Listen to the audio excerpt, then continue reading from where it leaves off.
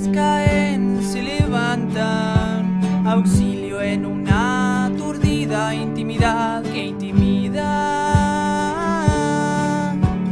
Al amanecer digo, hay que sacar la poesía a la calle, la poesía a la calle.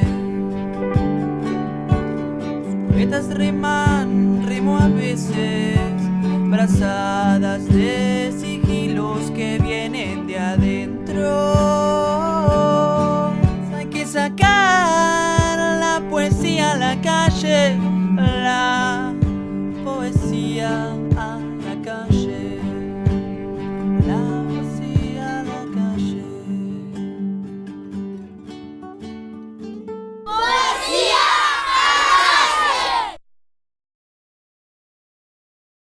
Nos encontramos otra vez en un nuevo programa de Poesía a la Calle, un programa que se dedica a difundir a los poetas de todo el país, de Jujuy a Tierra del Fuego.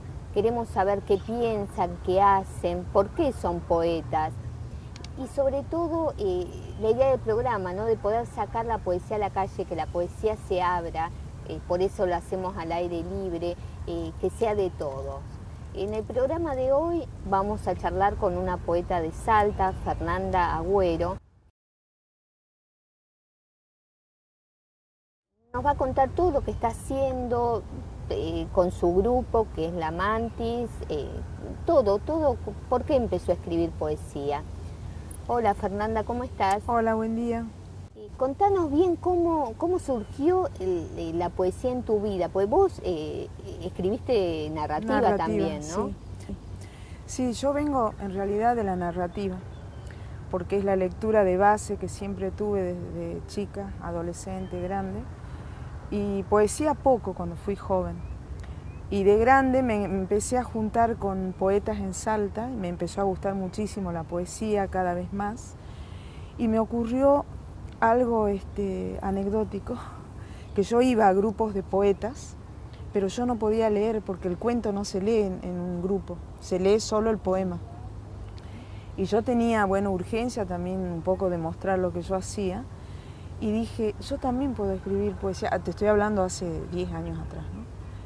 Y empecé a escribir poesía para poder leer en esos grupos porque era imposible leer un cuento por el largo que tiene, ¿no es cierto? Bueno, y aparte porque una amiga poeta en Salta, Leonor Rosa, que murió el año pasado, ella siempre me decía, vos deberías escribir poesía porque tenés prosa poética. Y así fue. ¿Y cómo empezó la literatura en vos? Ponele, desde chica leías mucho. Sí. Yo tengo un tío escritor que tiene 90 años y que es un tipo muy loco porque él era sacerdote, pero un sacerdote muy moderno, que dejó los hábitos, se casó, y él era muy poeta, muy poeta. Y cuando yo era chica, él me llevaba a la iglesia y me leía los poemas y me decía, ¿qué te parece?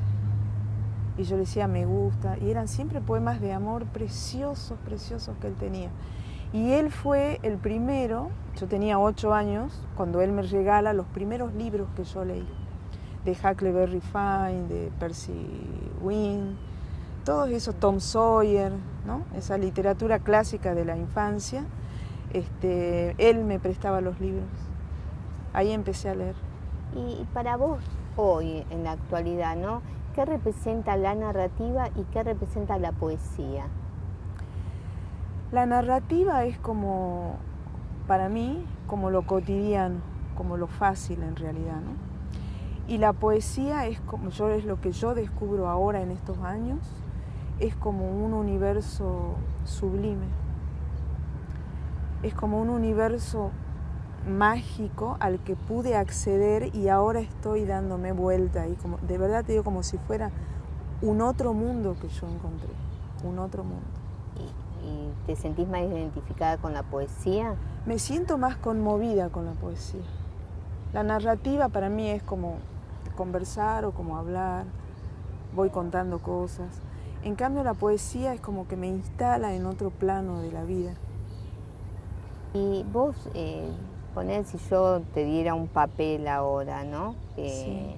¿Vos te surgiría un poema ya o vos necesitas y que te pase algo, una situación, algo interno, o capaz de determinar, bueno, voy a escribir sobre esto, lo otro?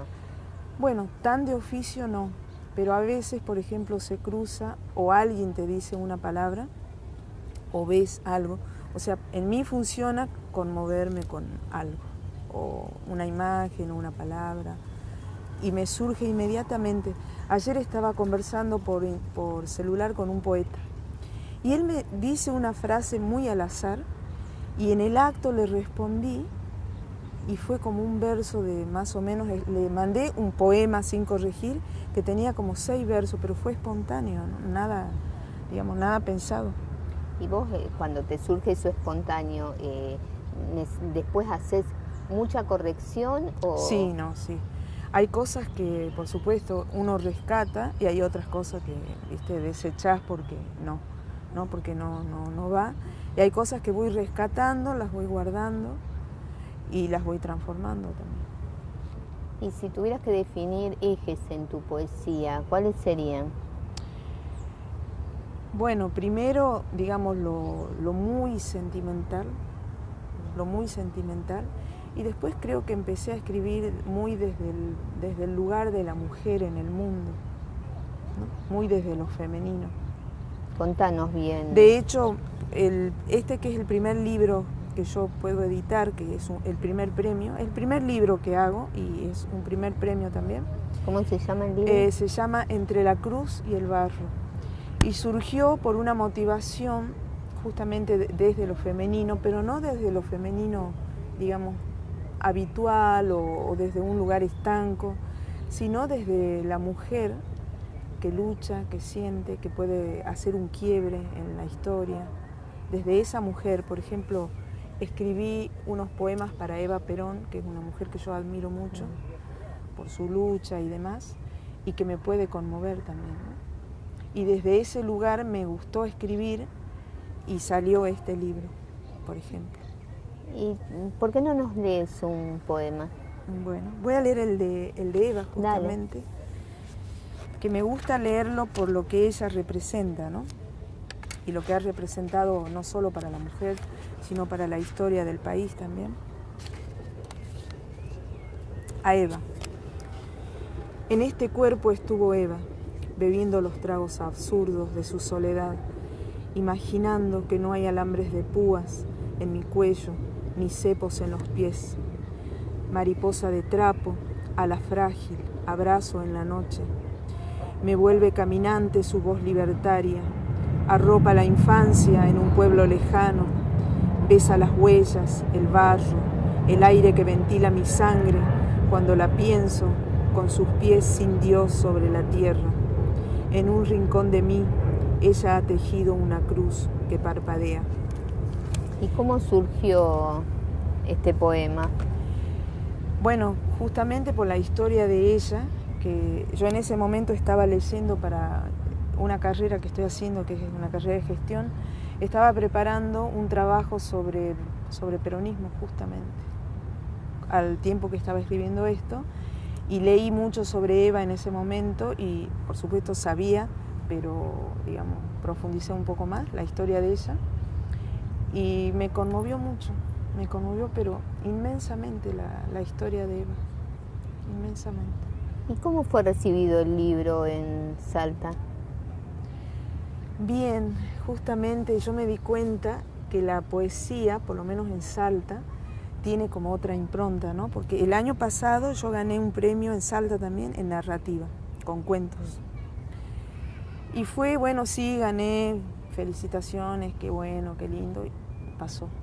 En cambio, con este de la poesía, el mismo día que gané y se empezaron a enterar de boca en boca, me empezaron a llamar a mi casa. A cada rato me llamaban para decirme, qué bueno, un libro de poesía, qué bueno. O sea, se difundió mucho más, digamos, la noticia como buena noticia. Y Salta tiene esa tradición de poetas, ¿no? Muchísimos poetas buenos hay en Salta, pero muchísimos. Contanos como quiénes y a la vez sí. También las mujeres que escriben poesía. Bueno, la poeta más querida en este momento, que también es la mayor, la más grande, tenemos a Juanita Dib, que tiene 90 años y todavía va a recitar, nos acompaña. Teresa Leonardi, que es una gran militante de los derechos humanos en Salta, y de ahí bajamos todas, que nosotras decimos estamos sentadas a la sombra de ellas, las admiramos mucho, tienen muchísimos libros, mucha obra publicada, muchos premios y demás. Después mi gran amiga Lucrecia Cosio, con la que hacemos la Mantis, con la que hacemos muchas cosas, somos fundadoras de la Unión Salteña de Escritores, hemos trabajado muchísimo en la gestión con ella. Y en varones, en hombres, tenemos a Hugo Rivela, que es un gran poeta salteño, Juana Huerma Salazar, que él es un caso particular porque es un gran poeta, un gran escritor, novelista, pero él es anarquista. Entonces él no recorre los mismos circuitos que todos los poetas, pero hay que conocerlo porque es muy interesante, muy inteligente. ¿Y como qué circuitos recorre? Él es bohemio, totalmente bohemio, y anda por todos los bares de los costados de Salta recitando, amaneciéndose en un montón de lugares, y no le gusta. Bohemio. Claro, no le gusta, él es antioficial totalmente, no le interesa que lo inviten a ninguna parte. Él hace su libro, de hecho se lo hace él solo, a veces le editaron, por supuesto, pero otras veces se lo hace él solo. Él va comprando, los hace con tapa de madera, bueno, es todo un bohemio. Todo un trabajo sí, tiene una obra hermosa que la verdad que sería bueno que se conozca la obra de él también, ¿no? Después está de jóvenes, tenemos ahora un grupo importante de chicos jóvenes que escriben, me refiero jóvenes entre menos de 40. Alejandro Luna, un gran poeta, Darío Villalba, también Salvador Marinaro, que está viviendo acá en Buenos Aires, es buen poeta también. Hay un grupo grande de gente joven que también se edita. Hay que sacar la poesía a la calle,